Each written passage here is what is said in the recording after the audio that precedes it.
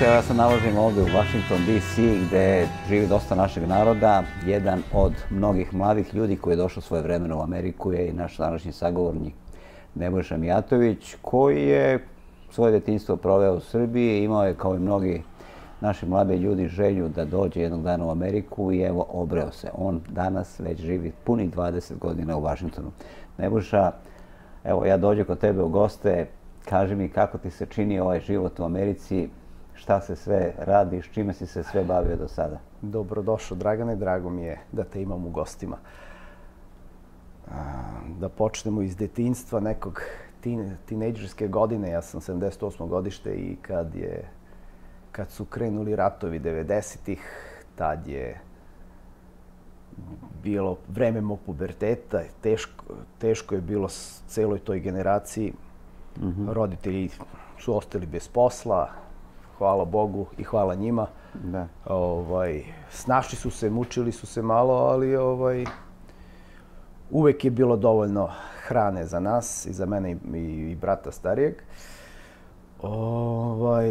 Osnovnu školu sam završio 1993. godine i nisam hteo da polažem prijemni ispit. I onda sam igrom slučaja se upisao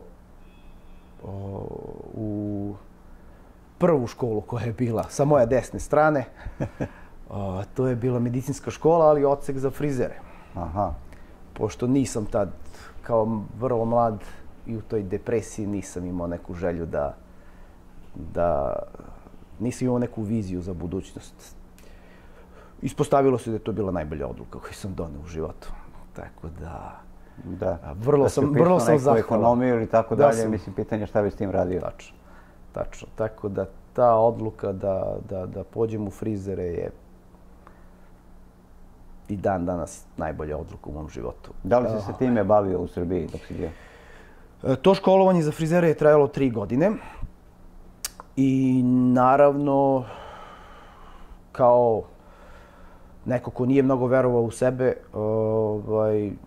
nisam se osjećao da posle 3 godine sam spreman da sad sebe nazovem frizerom, ali nikad nisam odustajao. I onda nisam odbijao ni jedan poslić, radio sam, šišao sam, širilo se znanje. I posle jedno 5-6 godina sam već video sebe u tom poslu. Opet, posle tih 5-6 godina sam pošao u Beograd, pola godine, radio sam u nekim finim salonima sa nekim dobrim majstorima. I posle kad sam se vratio nazad za Kruševac, sve što sam uštedeo za života sam uložio i otvorio svoj frizerski salon. I to je bila odlična odluka. Koliko si godina imao kad si otvorio svoj prvi biznis? Vratio sam se iz vojske decembra 2000. I već na proleće 2001. vadim iz špar kase, iz kasice prasice, vadim sve što sam uspio da uštedim. Ja mislim da je za celog života bilo jedno 1400 eura. I rentiram prostor, opremljujem ga i krećem da radim. Dan danas kad se setim toga, odakle mi hrabrost i volja, ne znam, ali i to je bila prava odluka jer svakog meseca sam poslovao u plusu. I taj frizerski salon je radio lepo 1 godinu i po dana, 2, dok nisam čuo da se otvara neki program za Ameriku. I kao avanturista i kao neko ko je uvek želeo da otputuje negde u neko englesko govorno područje, prijavljujem se na obuku za spasioce. Posle mesec dana dobijam vizu. Sutra dan se vraćam iz Beograda sa vizom, pakujem stvari iz frizerskog salona dok ljudi čekaju ispred, ne shvatajući da ja odlazim. I bukvalno posle 3 dana sam bio na avionu za Ameriku. Kakav je to program bio? Šta je to bilo? Pa to je Work and Travel, to je deo programa Work and Travel. Taj program je negde krenuo, mislim, 2001. ili 2002. Iz Srbije je tad u to vreme dolazilo možda 60-ak ljudi sve ukupno, ali kasnije taj program se daleko proširio i dovodio je naše ljude da rade kao spasioci ovde u Virginiji, Marylandu i DC-u. Sad, igrom slučaja, vezano za tu istu priču i vezano za iste te godine kad sam ja počeo da učim za frizere, bukvalno iste godine, sam počeo se bavim ronjenjem u Kruševcu. I to je jako zanimljiva priča i to je isto nešto što je mene definisalo. Prva godina srednje škole, na sistematskom pregledu, meni lekar kaže da imam iskrivljenje kičme i da bi trebalo da plivam. Ja tad nisam znao da plivam, možda onako kučeći stil, otprilike, ali nisam znao nikakvu tehniku.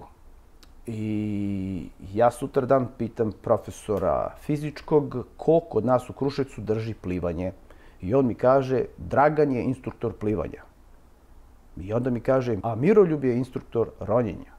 Ja nisam znao da postoji ronjenje uopšte kao disciplina, a kamoli ronjenje u Kruševcu koje, osim Morave, nemamo ništa, i Ćelijskog jezera. Tako da to ronjenje, to mi nikad nije ni palo na pamet. I igrom slučaja sutradan ja odlazim na bazen da tražim Dragana. Međutim, Dragan nije bio tu. I prva osoba na koju nailazim je bio Miroljub. Miroljub je moj današnji prijatelj, veliki. Igrom slučaja, ja sam tad, sećam se tog prvog susreda, ja sam bio mršavi 14-godišnjak s dugom kosom. I on me pita, šta radiš tu? Ja kažem, tražim Dragana. Zašto? Pa ja bi, kaže, da se upišem na plivanje. Kako plivanje? Dođi ovamo. On me uvede u kancelariju, izvadi neku knjigu, ja nešto potpisa tu i on mi kaže, sutra u 6 dođi na trening za ronjenje. Ja nisam imao srca čoveku da kažem da ja ne znam da plivam. Ali eto, od sutra sam postao i ronilac. Tako sam preskočio tu fazu plivanja, odmah sam prešao na ronjenje. I ispostavilo se da je to ronjenje isto definisalo moj životni put. Zaljubio sam se u to ronjenje trenutno. I evo, 30 godina kasnije, sad sam instruktor ronjenja u Americi. Tako da, to su dve karijere koje sam počeo bukvalno te 93. godine. I nikad nisam odustao od njih. Iako je bilo mnogo trenutaka kad nisam verovao u sebe. Ali nisam odustajao nikad, bez obzira na okolnosti. I tako da igrom slučaja mi smo se bavili ronjenjem, išli smo svakog leta u Crnu Goru i Miroljub, naš instruktor, je držao i službu za spašavanje na plaži Čanj. Tako da sam se tu prvi put susreo sa tim poslom. I tu sam stekao dosta iskustva šta znači biti spasilac i to odmah na plaži, na otvorenoj vodi. Tako da kasnije kad se otvorio taj program za Ameriku, da se radi ovde na bazenima kao spasilac, to je definitivno sam prepoznao kao nešto što bi ja mogu izuzetno da radim dobro. A šta su ti oni tražili u ambasadi kao potvrdu da ti možeš da budeš spasilac? Da li je bila potrebna neka potvrda od tog kluba ili... Svi momci koji su dolazili, devojke koji su dolazili na taj kurs su imali obuku za spasioce u Beogradu ili u Nišu na Čajirskom bazenu. Tako da svi smo mi već imali priliku da polažemo za tu američku licencu. Znači to je bio odlučujući faktor. Naravno imali smo test jezika. I sad zavisi, neko je od nas dolazio na radnu vizu, odnosno H2B vizu, a neko ko je student je tad mogao da dođe na J1 vizu, studentsku vizu. Za studente si morao da budeš druga ili treća godina fakulteta, a za radnu vizu si morao da dokažeš da imaš neki biznis u Srbiji, ženu, decu, neki razlog da se vratiš. Da. Tako da to je bila priča. Ja prve godine kad sam došao ovde, sve je to bilo lepo, bajno. Radio sam u Bethesdi, tu u Marylandu. Lepo je bilo. Zaradilo se nešto malo para tih 3 meseca. ali sam prepoznao da to ipak to nije za mene. Tad sam u Srbiji taman počeo da budem u ozbiljnoj vezi s jednom devojkom iz Kruševca. I rešio sam, ok, video sam Ameriku, vraćam se nazad, otvorit ću ponovo frizerski salon na malo boljoj lokaciji još i to je to. I sve je to super bilo. Znači, ja se vraćam za Srbiju, međutim, roditelji su aplicirali za sebe godinu dana pre toga i njih izvlače za zelenu kartu. Tako da u tom trenutku kad se ja vraćam iz Amerike, oni su izvučeni za zelenu kartu, ali oni su to više shvatili kao igru u početku, a i ja nisam uopšte zamišljao da oni mogu da se snađu sami ovde u Americi, jer nisu stvarno znali engleski jezik. Tako da to smo mi pustili sa strane. Ja sam otvorio ponovo salon, radio sam, fino je to bilo još 1,5 godina. I ta 2005. godina je isto u Srbiji bila poprilično teška. Srećom, ja sam solidno zarađivao sa frizerskim salonom, tako da sam mogao malo i da pripomognem u kući. I roditelji se jednostavno odlučuju, kaže, mi idemo za Ameriku. Pa, rekao, ako vi idete, ja moram da pođem, onda i ja. Tako da opet se prijavljam na program 2005. Dolazim mesec i po dana pre njih, da bih nekako uspeo njima da organizujem neki smeštaj da dođu, da ih sačekam na aerodromu, da im nađem prvi posao. Tako da 2005. mislim, ja još uvijek nisam ništa znao ovde. Nisam imao ni auto, ali uspeli smo svo troje ovde da se snađemo. Bilo je baš teško, naročito te 2005. Posle toga sam ja dolazio i vraćao se, provodio sam po 5-6 meseci ovde u Americi, dolazio sam u predsezoni da čistili smo bazene, otvarali bazene, preko leta sam radio kao spasilac, menadžer, supervizor i kasnije sam izrazio želju da postanem instruktor za spasioce, čisto da bi mogao sve ovo moje iskustvo u Aquaticsu da prenesem na druge, što radim i dan danas. I 2009. ništa, ostajem u Americi, bukvalno menjam život iznova, jer sad je već vreme bilo da se nađe neki ozbiljan posao. Na neke načine uspevam da produžim vizu, u isto vreme apliciram preko, otac u stvari aplicira za mene za spajanje porodice, ali taj proces za spajanje porodice traje 8 godina, tako da sam ja morao u međuvremenu da se snalazim. Počinjem da radim za par pool kompanija, krećem da šišam, da u par salona sam se zaposlio ovde u početku. Vrlo brzo radio sam za par kompanija koje drži bazene, uključujući YMCA kompaniju, koja je stara američka kompanija.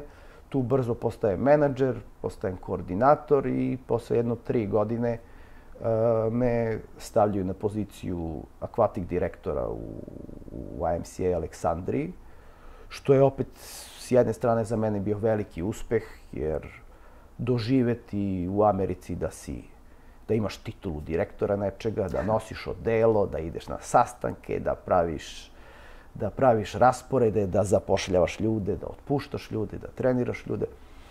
To je bilo vrhunac te Aquatics karijere, jer sve što sam naučio od instruktora ronjenja Bićanin Miroljuba, gledajući njega i kako je on vodio svoje programe i kako je razgovarao sa nama, ja sam bukvalno sve to znanje od 1993. godine iskoristio da kao direktor budem pravedan, ali opet strog. I to je sve super bilo. To je bilo par godina, međutim,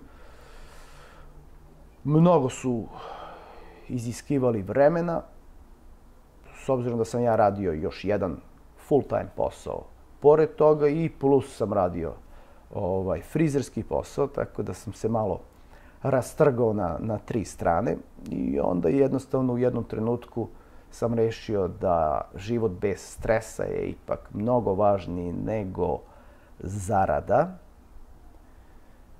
I hteo sam da oprobam tu teoriju gde ako radiš ono što voliš, eventualno ćeš postati dobar u tome i ako si dobar u tome što radiš, ljudi će te za to platiti.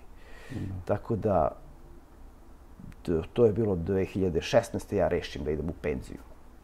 Nazovi penziju. Od tog trenutka dajem otkaz na YMCA-u, faktički kao direktor, ostajem tamo u funkciji instruktora. I evo, zadnjih 5-6 godina ja nemam zvanično posao. Znači, ta YMCA, to je velika kompanija koja se bavi čime? Kompanija koja je stara oko 130 godina. Znači, to je ovo što je danas LA Fitness, X Sport i Gold's Gym, kompleks teretana, bazen, obdanište za decu, sportske hale. I ti onda radiš kako? Od čega živiš? Od čega živim? Pa ljudi me plaćaju da se bavim svojim hobijima. I ja uživam u životu. Tako da se bavim frizerskim poslom, radim obuke ronioca, radim obuke spasioca, radim obuke za pool operatere, to su hemikalije koje se stavljaju u bazene faktički. I ljudi me zovu. Zovu me da radim te obuke, zovu me za frizure.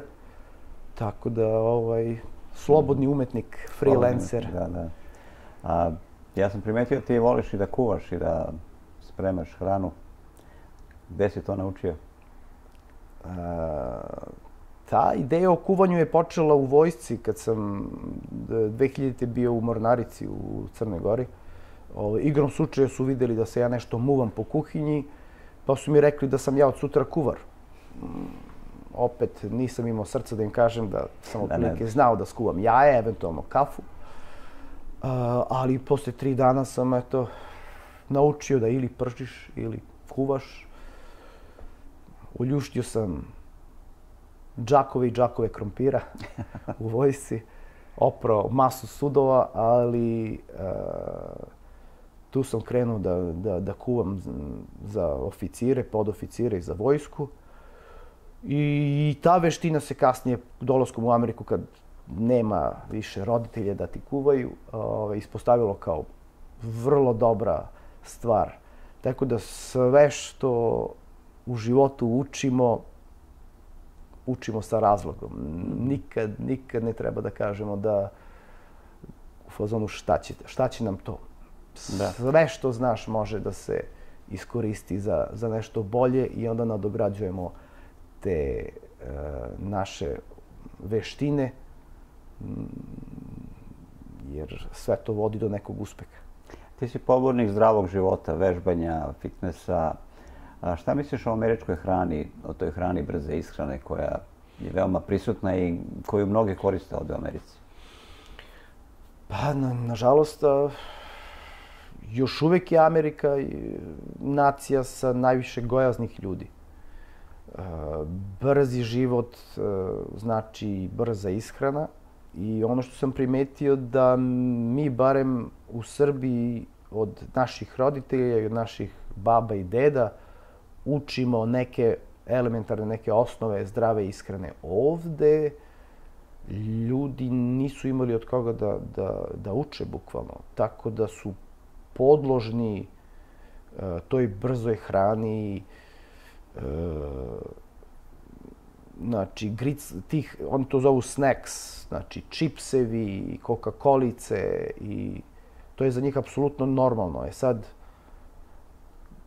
da je to prirodna hrana, to bi bilo lako, međutim, kad se sazna šta se stavlja sve, kakvi konzervansi, kakve farbe, kakvi pojačivači ukusa, to se sve taloži u organizmu i, nažalost, sve to dovodi do gojaznosti ili do nekih težih oboljenja. Da, tako da, bilo bi idealno da možemo da imamo neku baštu, da uzgajamo nešto prirodno, organik, ali ako već ili do kad to ne možemo, barem ovde u Americi, trebamo da izbegavamo da jedemo taj takozvani junk food i da jedemo manje. Da jedemo manje čisto da bi organizam imao vremena da prevari, da se izbori i da izbaci te otrove sami sebe.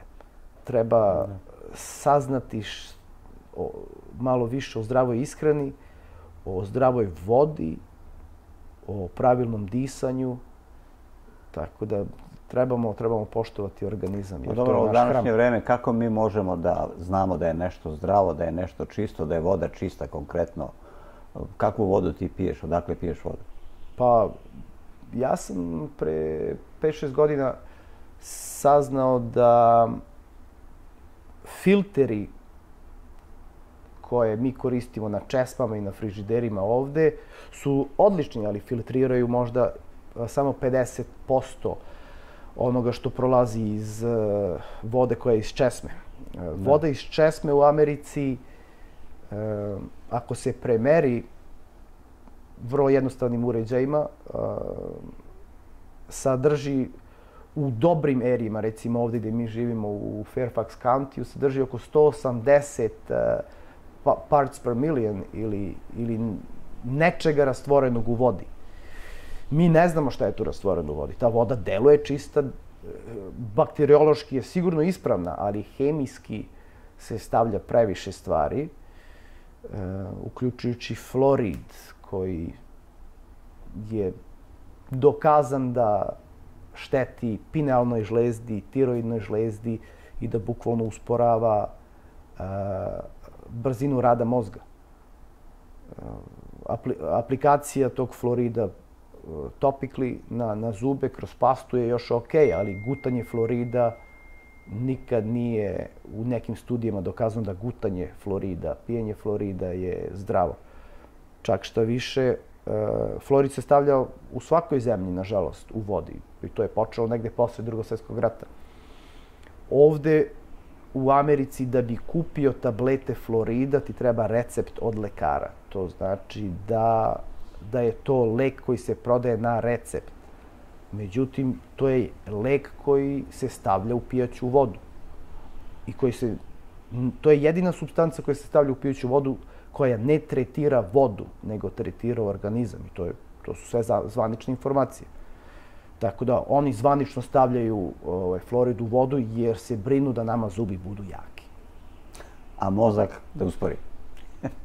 Uvek je lakše kontrolisati ljude koji malo sporije razmišljaju. Da. Tako da protiv toga možemo da se borimo ili kupovinom vode koja je flaširana, međutim i tu se ne zna tačno. Jer jedini način da se premeri flor direktno je kroz ima strips, ima one palice koje se stavljaju. E sad, ja sam pre 6 godina kupio mašinu koja je destilator za vodu, koja je košta oko $200 i hvala Bogu još uvek radi. Ja tu vodu destilujem i iz vode izbacujem sve. I ta voda postaje čist H2O. Tu vodu koristim za kuvanje hrane, kuvanje supa, za kafu i vodu da bi je pio. U posebnu flašu dodajem malo sode bikarbone da bi podigao pH i alkalinitet te vode, jer naš organizam ipak traži vodu koja je otprilike 8,8 pH.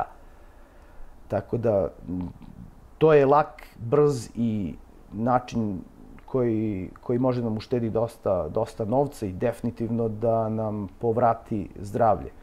Ja opet svima kažem, ja kad sam pre 6 godina počeo da pijem ovu destilovanu vodu, ja sam odjednom osetio puno energije. Znači, kao da sam se bukvalno probudio. I od tad čak koristim i pastu za zube koja nema flor i zubi su mi isti kao što su bili. Sasvim okej. Tako da toplo preporučujem da probate malo da živite bez flora, pa osetite na sebi neku promenu. Ti imaš još jednu ljubav koja je dosta ovako u zadnje vreme izražena, a to je voliš da praviš videoklipove, imaš svoj YouTube kanal i voliš da snimaš i ronjenje i razne druge priče. Da, shameless plug, Art Passion Adventure. studio na YouTube-u, moj kanal Art Passion Adventure Studio. Eto i ta ljubav prema kameri. Ja još kao osnovac sam maštao da kupim camcorder i da snimam iz nekog razloga. Ne znam odakle ta ideja i ta ljubav počela. Kasnije, 2003. kupujem prvu digitalnu kamericu, odnosno fotoaparat, koji je smešan u poređenju s ovim što imamo danas. I krećem da snimam čisto neke delove života i da to montiram. I to sasvim izgledalo je i tad pristojno. Kasnije krećem da snimam podvodne videe. Kasnije, kad su ljudi počeli da gledaju te moje videoklipove, ponudili su mi da snimam venčanja. Tako da onda kupujem još jednu kameru, počinjem da pravim videe sa venčanja, krećem da snimam neke video spotove, krećem da radim video prezentacije za neke kompanije. Tako da tu ljubav isto kao umetnosti nastavljam da širim. Nema tu neke velike zarade, ali zadovoljstvo je veliko. Zadovoljstvo je veliko.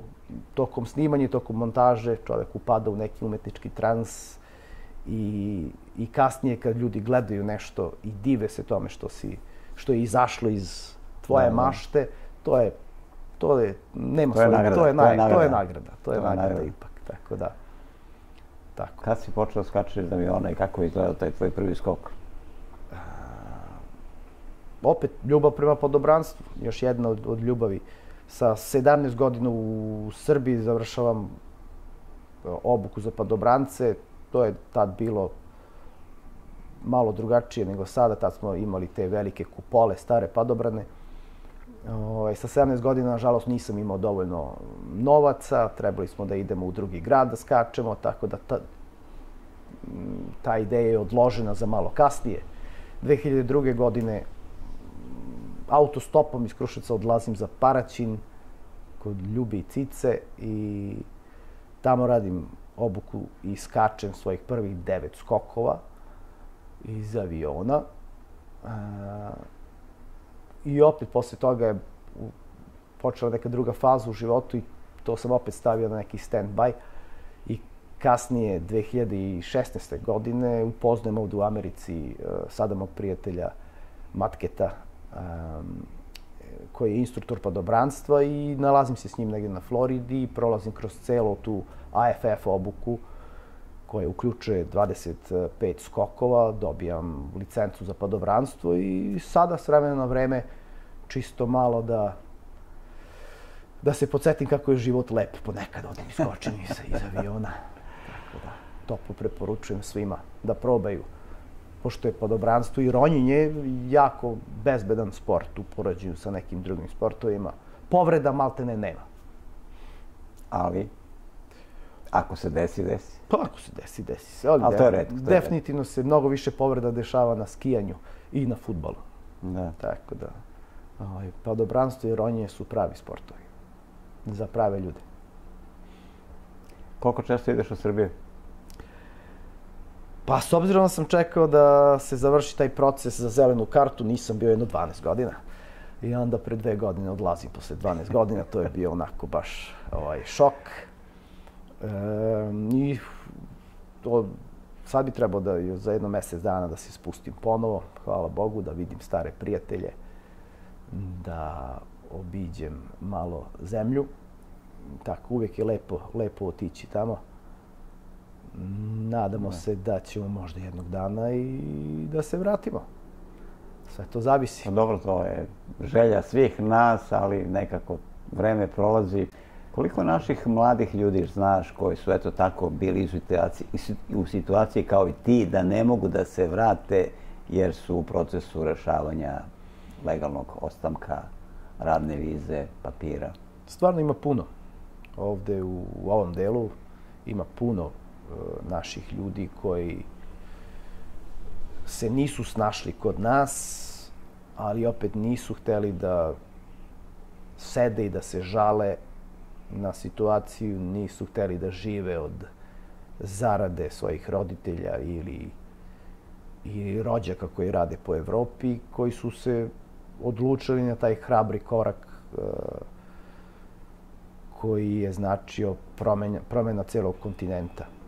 I ima stvarno puno ljudi koji su ovde i kao i svaki početak je ovde težak, ali posle već pola godine, godinu, svi ti ljudi se snađu više manje i srećni su, rade. Ovde dosta se radi naravno, ali ko se dobro organizuje uvek može i da putuje. Amerika je velika i bez izlaska van zemlje ima ovde puno lepih predela koji mogu da se posete, ali ima, nažalost, dosta ljudi koji prolazi kroz raznorazne načine da svoj status održe legalnim. Ti ljudi koji su legalno ušli u zemlju i koji se trude da rade i da se snađu ovde, imaju problem po 10 godina da to urade, a sa druge strane neki ljudi koji samo prekorače preko reke, dobiju telefon i poziv za zelenu kartu. Tako da s jedne strane, da li doći legalno ili preći reku, to je pitanje. Šta se više poštuje? Šta se više poštuje? Da. Dobro, Nebojša, hvala ti puno za ovaj razgovor, pa čućemo se ponovo sa nekim novim temama i nadam se da ću zaroniti jedanput sa tobom tamo negde. Vrlo brzo napravit ću jedan lep video, a iza aviona skačemo sigurno. To baš nisam siguran da ćeš ga ubediš, ali... Nikad nije kasno, nikad nije kasno. Ako me neko gurne... Morat ćemo jedno. I morat ćemo definitivno to da probamo. To je da bude na bucket listi. Na bucket listi, skakanje iz aviona i ronjenje. Tačno. Hvala. Hvala ti puno. Prijetno.